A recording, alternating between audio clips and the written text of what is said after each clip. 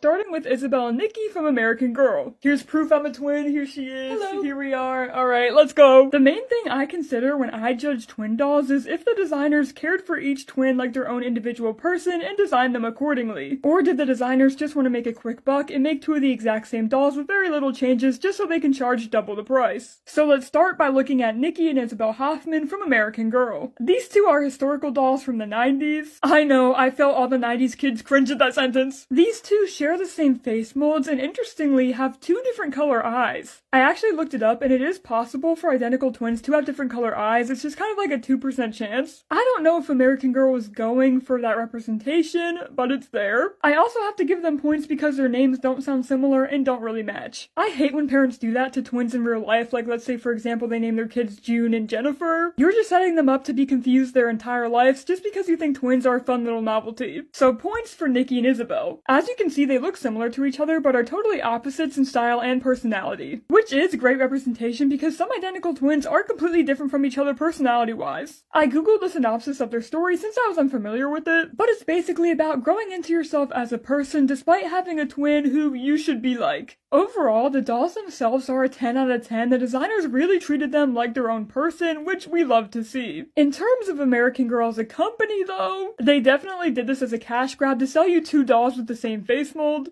along with a shit ton of stuff. Like a shit ton. $300? Oh hell no. Okay, this is cute though.